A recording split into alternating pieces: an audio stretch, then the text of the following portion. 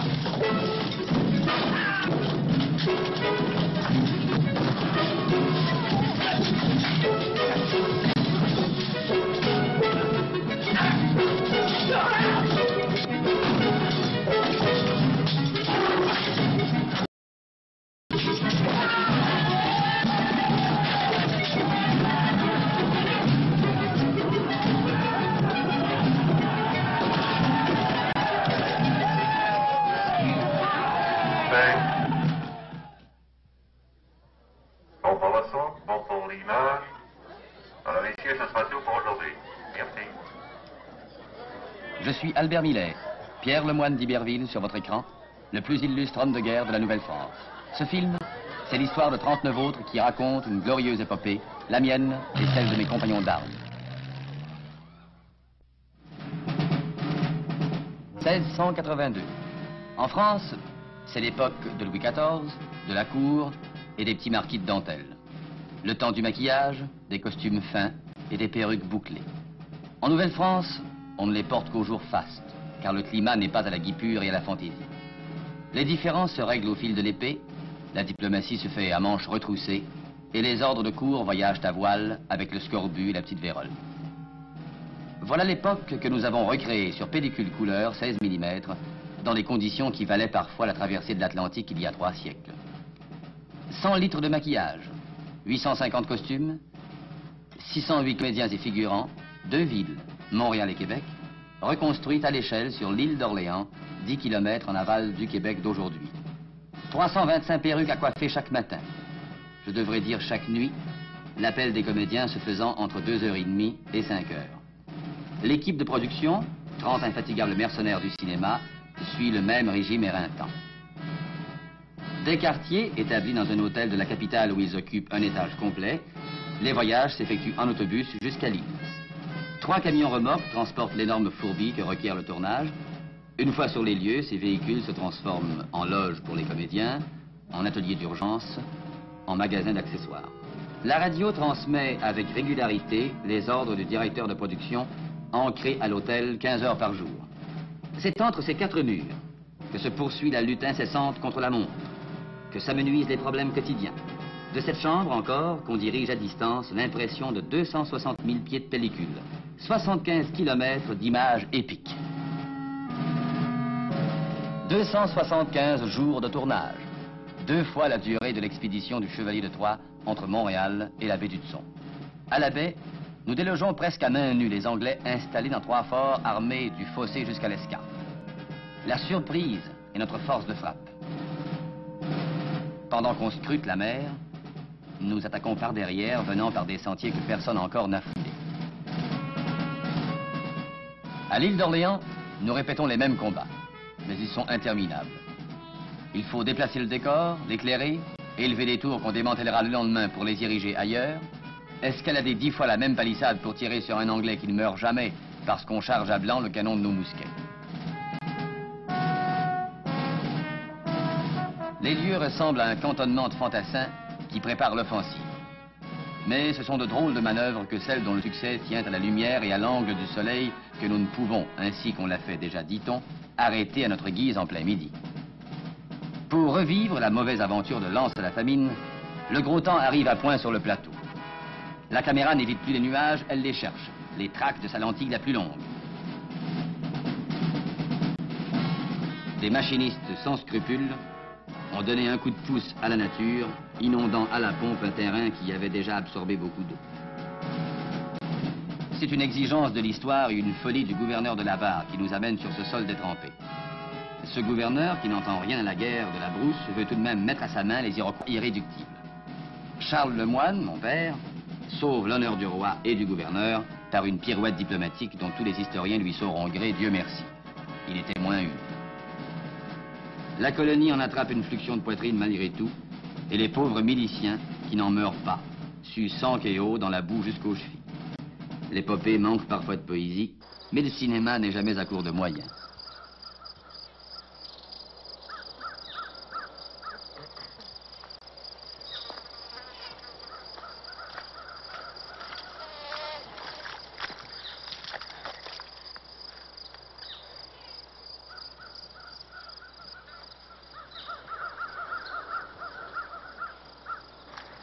De profundis clamavi ad te, Domine.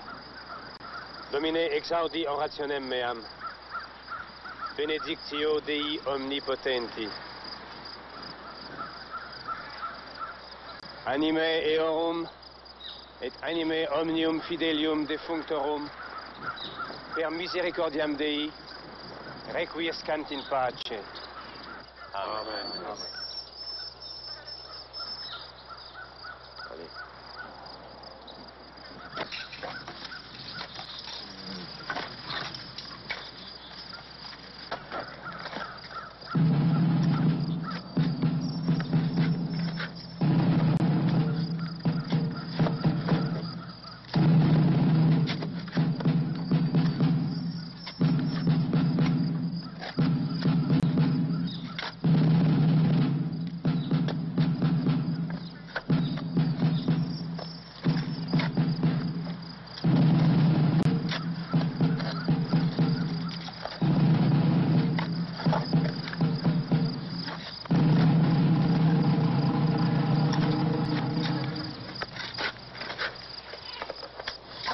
Soldats, par la droite, droite, en avant, marche.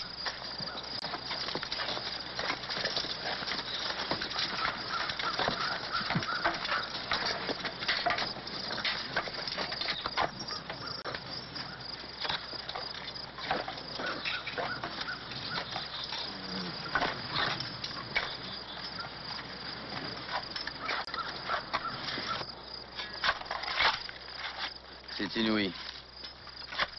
Le gouverneur est là, tout près. Il n'a même pas daigné se déranger. Des soldats et des miliciens meurent sous ses yeux. Il les traite comme des chiens. Et alors? Vous êtes insupportable. Il s'agit d'une garantie signée de la main de cet Arnold de Ville. Ah oui, ce marchand d'Albanie? Justement, il s'engage à payer en argent et en or toutes les fourrures que je lui ferai expédier à Albanie. Et les sommes seront déposées à Londres à mon nom. Vous comprenez? Mais alors ce n'est plus un document, c'est une fortune. Cousez, ma bonne amie, cousez. Et surtout, ne ménagez pas le fil. Et les marchands, est-ce qu'ils sont dérangés? C'est à eux à défendre la bourgade. Ils ne pensent qu'à temps ici. Silence! C'est laissé parler le juge, bon sang. Il n'a pas le droit. Écoutez le juge. vais tout juger. La Marguerite est veuve à cause des marchands. J'ai peur que M. Perrault s'en va. C'est un comble! Vous voyez, Monsieur Perrault s'en va et les Iroquois arrivent.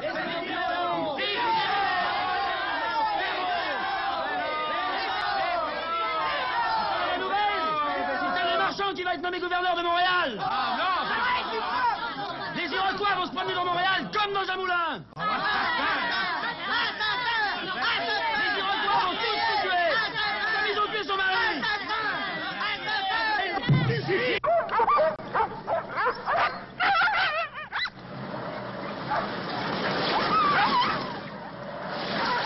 Nous avons tourné 22 jours en hiver, vêtus comme des Esquimaux. En Nouvelle-France, l'hiver dure 5 mois et il fait un temps de chien. Celui qui maîtrise ses attelages a la suprématie de nos arpents de neige. À la canicule, le sang-froid est de rigueur pourtant. Car si l'on est aussi habile ferrailleur que mon frère Sainte-Hélène, le sang bout pour un rien et on dégaine même contre le gouverneur de Montréal.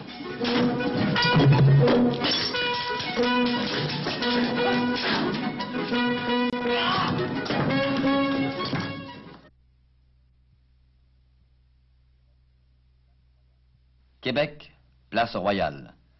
C'est un jour faste. Les loyaux sujets sont massés autour des notables qui ont revêtu leurs plus beaux atours. L'événement est historique. En brave courtisan, le marquis de Nonville, l'homme de la fidélité à Dieu et à son roi, dévoile sur la place un buste de Louis XIV. L'anse à la famine n'est plus qu'un mauvais souvenir. Monseigneur Jean-Baptiste de la Croix, chevrière de Saint-Vallier, Messieurs les honorables membres du Conseil souverain, braves gens de la bonne ville de Québec, ce 5 juillet de l'an de grâce 1689 marquera une date dans l'histoire de la Nouvelle-France. En effet, ce jour est grand qui permet à nous tous, ces loyaux sujets, de rendre un respectueux hommage à notre bien-aimé souverain, Louis le XIVe, défenseur de la foi, protecteur des catholiques, ennemi des protestants, en lui élevant en cette place qui honore déjà son nom, un monument qui témoigne de ses insignes et incommensurables bontés à l'égard de ce pays de Nouvelle-France. Moi, Jacques-René de Brisé, marquis de Denonville, et gouverneur général de ces terres, décrète que ce jour marquera désormais la fête de notre bien-aimé souverain, donné sous mon sein en ce jour. Ad Maiorem Dei Gloriam. Sergent, allez. Mes amis, vive le roi! Vive le roi! Vive le roi! Vive le roi! Vive le gouverneur! En fait, personne ne sait alors que l'événement est historique. Les touristes l'ont appris qui viennent des 4 points cardinaux, tirer le portrait de Sa Majesté, qui trône encore place royale. Québec, qui n'a pas 80 ans à l'époque où mes vaisseaux viennent y mouiller, est aujourd'hui l'une des rares villes où le promeneur peut encore apercevoir des vestiges de l'ancienne gloire française en Amérique du Nord.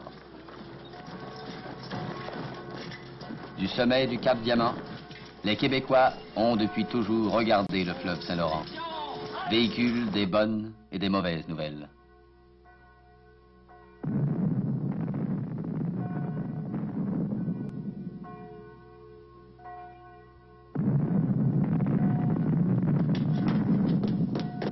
Excellence, regardez, ils arrivent, ils sont là.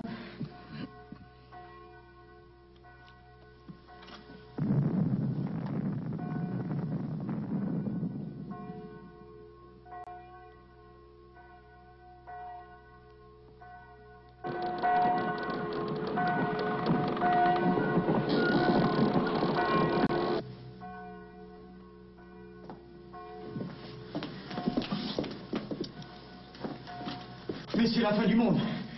Je n'en ai jamais vu. Mon cher Peuvret de Menu, ne regardez pas si le spectacle vous effraie. Faites plutôt le nécessaire pour convoquer le Conseil souverain.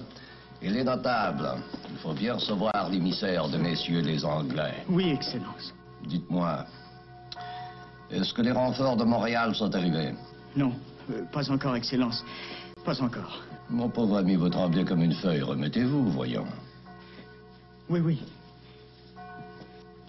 Allez. Allez, allez. Oui, oui.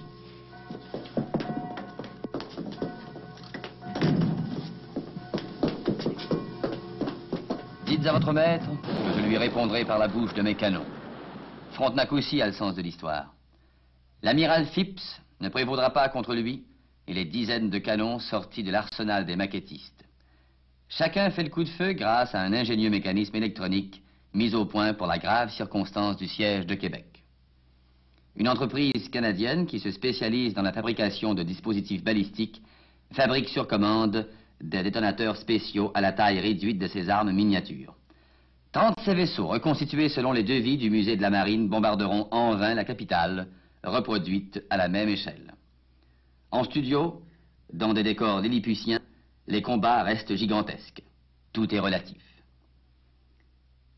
Du Cap Diamant contre Phipps, des fortifications contre les Anglais ou les Indiens, partout la riposte est fracassante, concrétisée par des canons de bois transportés d'un endroit stratégique à l'autre grâce à un ingénieux mécanisme qu'il n'est pas besoin d'expliquer.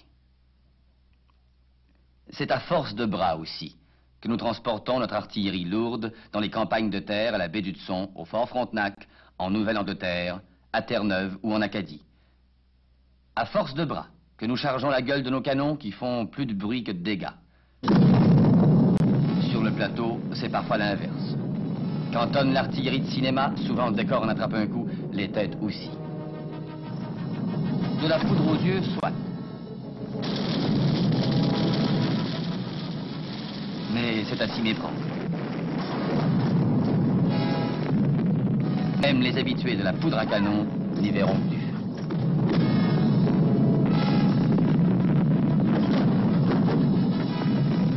En plus de séjourner des mois dans les deux villes décors de l'île d'Orléans, nous fouillons les rives des rivières Etchemin, Chaudière et Jacques-Cartier pour reconstituer avec le même souci d'exactitude les paysages des longs cours d'eau du nord-ouest québécois. Chaque fois, nous sommes accompagnés par des bandes d'Indiens fraîchement peints à même 15 gallons de maquillage. Nos Indiens sont blancs sous leur peau rouge, mais quand ils pagaient, ils deviennent plus vrais que nature.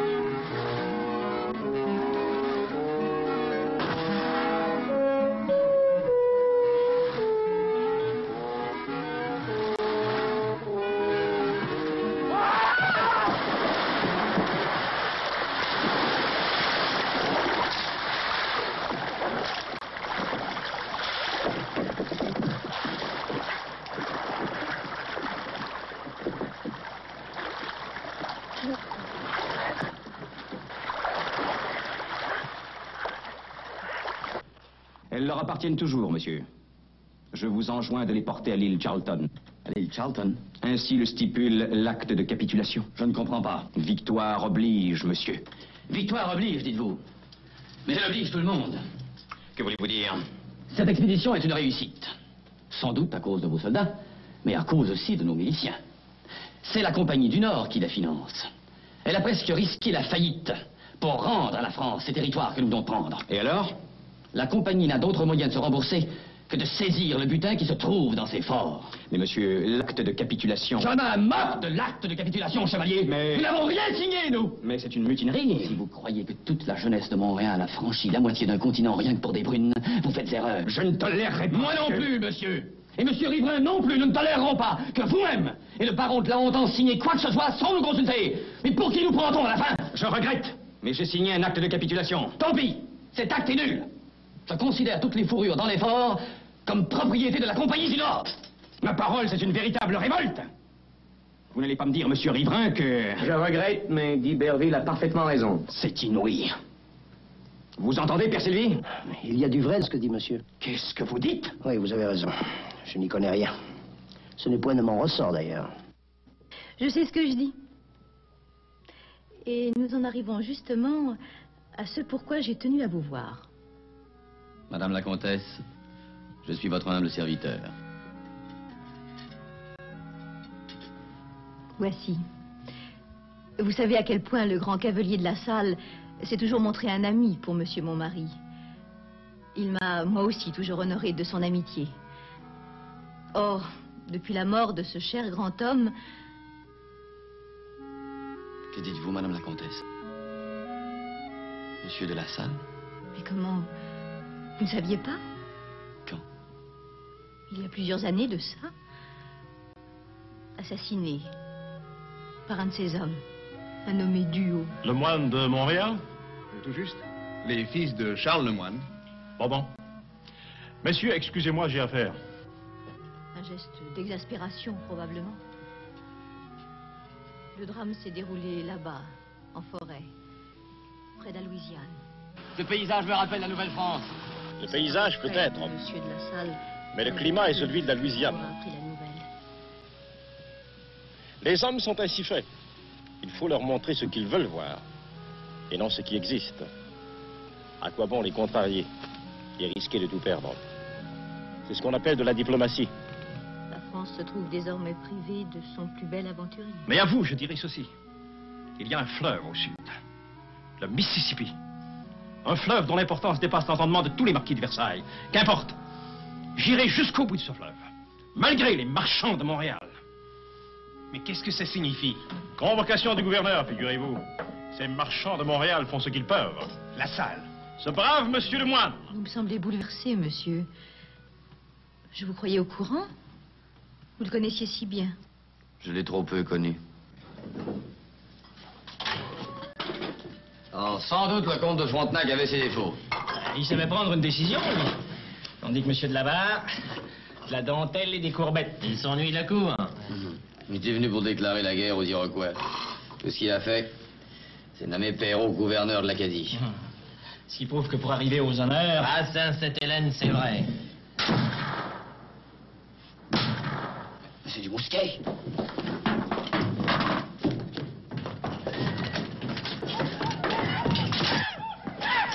Aux armes! Aux armes! Les Iroquois attaquent!